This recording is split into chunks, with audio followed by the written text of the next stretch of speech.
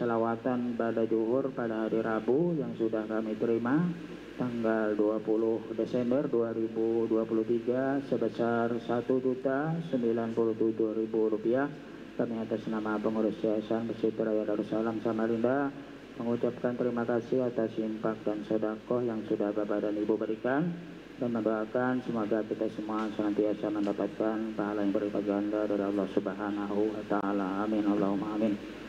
Kemudian kepada jamaah yang ingin berinfak atau berwakaf tanah madrasah Masjid Raya Darussalam sebesar Rp800.000 per meter persegi, atau sekedarnya infak untuk hari Jumat dan lain-lain, bisa menghubungi kami di Sekretariat Masjid Raya Darussalam, Jalan Kiai Abdullah Marisi, Samarinda.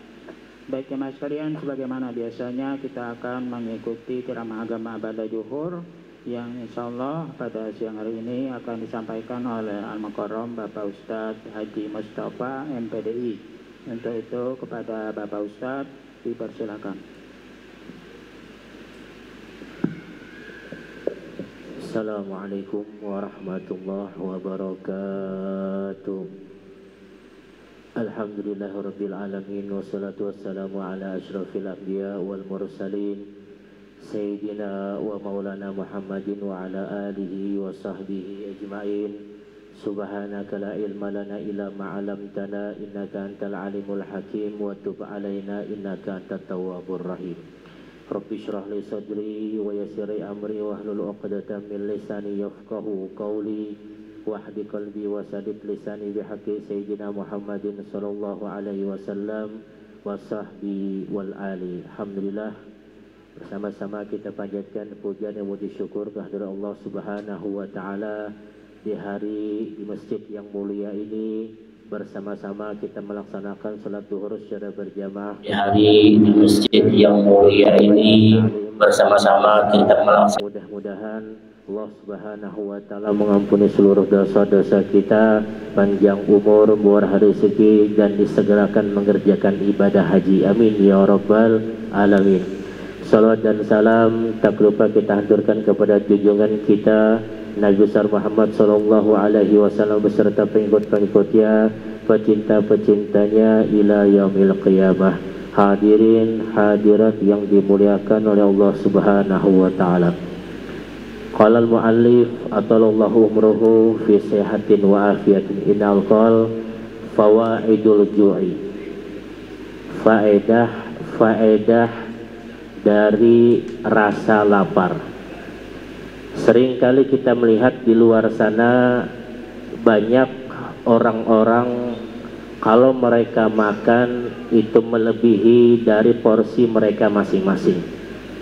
Sehingga kalau ada seseorang manusia makan kemudian melebihi dari porsi masing-masing, maka itu akan membuat orang tersebut malas untuk beribadah kepada Allah Subhanahu wa Ta'ala. Kenapa? Karena banyaknya makanan-makanan yang masuk ke dalam tubuhnya tersebut.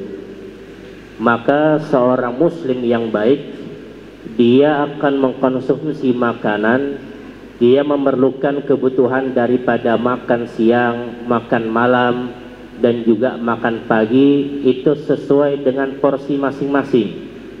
Tidak boleh berlebihan, karena semua penyakit itu muncul bapak-bapak dan ibu-ibu daripada makanan-makanan yang kita makan setiap hari.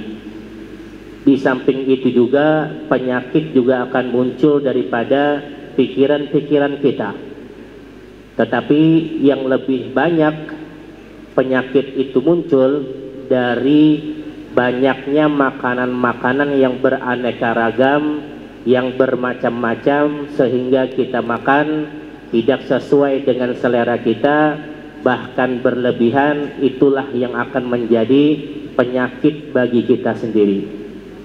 Kalau kita lihat di zaman Nabi Shallallahu Alaihi Wasallam, Nabi hanya makannya kurma saja dan dengan segelas air zam-zam, tidak lebih daripada itu. Kalau kita lihat sekarang makanan beraneka ragam pun juga kita bingung yang mana yang akan kita makan. maka makanlah yang pian sesuai, yang pian selera dengan porsi masing-masing, tidak boleh berlebihan, karena berlebihan tadi namanya penyakit. Al-Imam Bishr Hafi daripada petuahnya bahwasanya alju yusofil fuad, orang yang ada rasa laparnya bukan berarti dia lapar terus, tidak. Kalau dia punya penyakit mah tidak boleh dia lapar, artinya dia makan tepat waktu. Kalau dia sering lapar, kalau memang dia kuat, dia bisa menahan dari rasa laparnya, dia makan dengan secukupnya, maka itu akan membersihkan hatinya daripada penyakit-penyakit hati, daripada dosa-dosa yang ada pada dirinya sendiri. Bersih hatinya. Kalau sudah bersih hatinya, itulah menjadi pandangan Allah Subhanahu wa Ta'ala, bukan pandangan manusia. Yang kita harapkan pandangan Allah, rahmat Allah, bukan pandangan manusia. Manusia hanya melihat dohirnya saja, tetapi Allah Subhanahu wa Ta'ala melihat hati kita masing-masing. Kalau hati kita bersih, Allah pun akan menitipkan yang namanya rahmatnya kepada kita semua, membersihkan hati. Kalau sudah hati bersih, apapun yang kita inginkan beribadah itu akan gampang, itu akan mudah semuanya. Karena apa? Hati kita bersih, badan kita pun tidak terlalu berat untuk mengerjakan ibadah-ibadah, wabil khusus sholat 5 waktu kita ini. Kemudian lagi Imam Bishr Hafi mengatakan wa yursul ilmad daqiq, dan orang yang sering merasa lapar, artinya dia makan hanya sekedarnya saja, itu akan mendatangkan ilmu-ilmu yang dia sebelumnya tidak pernah belajar. Anggaplah kalau sekarang adalah ilmu laduni, itu gampang. Kalau dia ingin menghafal suatu hafalan, dia ingin menghafal suatu kitab-kitab atau buku-buku, itu terasa gampang. Karena apa? Karena dia menghafalkannya tadi dalam keadaan dia punya perut lapar, alias secukupnya saja, tidak berlebihan. Kalau berlebihan itu tidak akan masuk, Pak, Bu. Coba saja anak-anak kita ketika ingin menghadapi ujian semester, hafalkan. Kalau pian coba menghafal dalam keadaan kenyang, dia tidak akan bisa menghafal. Tapi kalau dalam keadaan lapar, itu hafalannya akan cepat masuk ke dalam pikirannya masing-masing, sehingga dia nanti bisa menjawab yang namanya soal-soal ujian semester.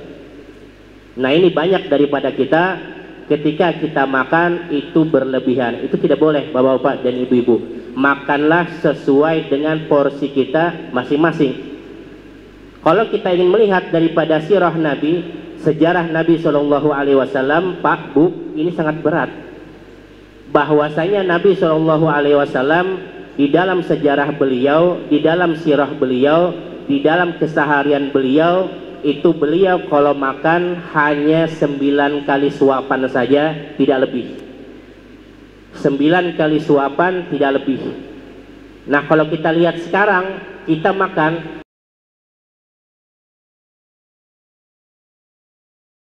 siang misalkan, suapan kita ini berapa kali? Kita hitung masing-masing. Kalau kita ingin mencontoh Nabi, kalau kita cinta kepada Nabi, buktikan cinta kita masing-masing. Jangan hanya cinta palsu, jangan hanya berbicara saja, jangan. Buktikan, hitung berapa kali suapan yang masuk ke dalam mulut kita. 9 kali, stop. Ini caranya Nabi, 9 kali saja. Dikatakan di dalam sejarahnya tadi, Lukaimat itu kalau dihitung dalam ilmu kedokteran hanya 9 kali suapan, tidak lebih daripada itu. Makanya Nabi tidak pernah sakit. Nabi tidak pernah sakit. Karena apa? Yang dimakan zam-zam, yang diminum zam-zam, yang dimakan hanya kurma saja, tidak lebih daripada itu. Nah, banyaknya makanan yang bermunculan sekarang ini tadi, maka pintar-pintar kita sendiri untuk memilih yang mana yang sekiranya baik untuk kesehatan kita, silahkan pian makan. Yang tidak baik jangan pian makan. Yang tidak pas dengan selera kita jangan pian makan. Sesuaikan dengan selera masing-masing, dan di situ ada kesehatannya, silahkan pian makan. Kalau tidak ada jangan pian makan. Oh, dihantam semuanya, tidak baik kalau dihantam semua, Pak Bu, semuanya dimakan, itu tidak baik. Setelah pian makan, pian akan apa? Pian akan kekenyangan. Kalau sudah pian kekenyangan, pian akan ngantuk. Kalau sudah pian mengantuk, pian akan tertidur. Maka ibadah-ibadah yang lain itu semua akan terlewatkan, Bapak-bapak, Ibu-ibu. Hilanglah sholat tahajud, hilanglah sholat ini, hilanglah membaca wirid, hilanglah membaca, semuanya akan hilang. Karena apa? Karena dia sudah tertidur. Maka dikatakan di sini bahwasanya ruya an ba'dil atiba, diriwayatkan daripada sebagian daripada para dokter-dokter, tabib-tabib, bahwasanya ditanya apakah terdapat di dalam ilmu kedokteran itu obat untuk mendapatkan kesehatannya tadi, maka dijawab ada. Di dalam Al-Quran itu sudah ada obat, bapak-bapak dan ibu-ibu. Obatnya apa? Obatnya di surah Al-A'raf ayat 31, bunyinya wakulu washrabu wala tusrifu. Pian makan silahkan, pian minum silahkan, tapi jangan berlebihan. Ini obat sudah daripada ilmu kedokteran yang ada di dalam Al-Quranul Karim, sudah jelas. Pian boleh makan silahkan, pian boleh minum silahkan, cuma apa? Wala tusrifu, jangan berlebihan. Karena berlebihan sifat daripada syaitan. Sifat daripada syaitan. Syaitan apa? Menyuruh makan yang banyak, minum yang banyak, tidur yang banyak. Supaya apa? Ibadah kita hilang semuanya. Kalau ibadah kita sudah hilang, maka kita akan mendapatkan pahala-pahala yang kita dapatkan itu tidak akan terlalu banyak di sisi Allah Subhanahu wa taala. Kemudian diceritakan Hukia An-Rasyid Jama' Arba'at Atiba, diceritakan oleh Al-Imam Ar-Rasyid bahwasanya beliau mengumpulkan 4 dokter seluruh dunia. Dari mana saja? Yang pertama dari Hindi, yang kedua Romawi, yang ketiga Iraqi, yang keempat Sawadi. 4 dokter dunia dikumpulkan oleh Raja Harun Ar-Rasyid. Ketika itu beliau dalam keadaan ingin meminta obat resep daripada seluruh dokter-dokter di seluruh dunia. Yang pertama Hindi, yang kedua Rumi, yang ketiga Iraqi, yang keempat Sawadi. Maka Raja Harun Ar-Rasyid berkata, seluruh dokter, berikan aku obat yang mana obatnya tadi tidak ada atau bisa menyebutkan seluruh penyakit-penyakitku. Maka setiap dokter masing-masing memberikan resep, ini wahai Harun Ar-Rasyid, ini wahai Harun Ar-Rasyid, ini wahai Harun Ar-Rasyid. Maka ada satu dokter dari kampung tadi, dia tidak meresepkan satu resep obat sama sekali, atau obat yang tidak ada penyakitnya, atau penyakit yang tidak ada obatnya, diresepkan semuanya. Apa sekiranya bisa penyakit tadi sembuh, resepkan semuanya. Maka masing-masing meresepkan. Hanya satu yang tidak meresepkan, yaitu apa? Yaitu dokter dari pedesaan. Dokter dari pedesaan ini tidak meresepkan sama sekali dan berkata kepada Raja Harun Ar-Rasyid, wahai Raja, tidak ada obat yang tidak ada penyembuhnya. Maka apa?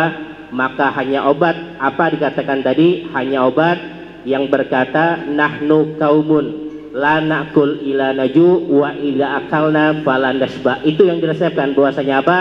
Kami adalah sebuah kaum, apabila kami makan kami akan berhenti sebelum kami kenyang. Artinya apa?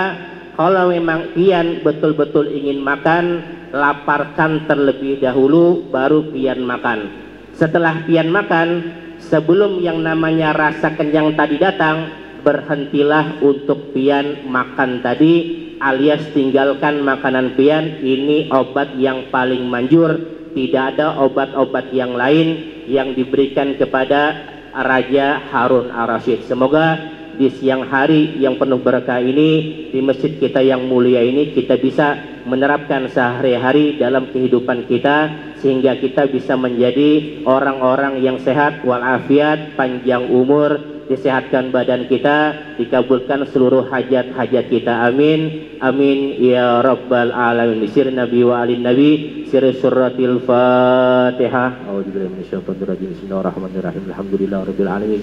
Rahmanirrahim. Maliki yaumiddin. Iyyaka na'budu wa iyyaka nasta'in. Ihdinas siratal mustaqim. Siratal ladzina an'amta 'alaihim ghairil maghdubi 'alaihim waladdallin. Amin amin ya Allahil alamin. Bismillahirrahmanirrahim. Alhamdulillahirabbil alamin wassalatu wassalamu ala asyrafil anbiya wal mursalin sayyidina maulana Muhammadin wa ala alihi wa sahbihi ajmain. Allahumma shalli wa sallim ala sayyidina maulana Muhammadin sahibil busyra salatan basyiruna biha ahlan auladul syai'in muallimina wa talabatana wa talibatina min yaumina hadza ila yaumil akhirah. Allahumma fa'na bima 'allamtana wa lanfa'na wa zidna ilma. Allahumma faqihna fid din wa alihmu ta'wil. Allahumma inni a'udzubika min ilmin la yanfa' min qalbin la yakhsha wa min nafsin la tasba wa min da'watin la yustajabu laha. Rabbana atina fid dunya hasanah fil akhirati hasanah wa qina adzabannar. Sallallahu alaihi wasallam Muhammadin nabiyil ummi wa ala alihi wa sahbihi wa baraka wa sallam. Fadli subhana rabbika rabbil izzati amma yasifun wa salamun alal mursalin. Alhamdulillahi rabbil alamin.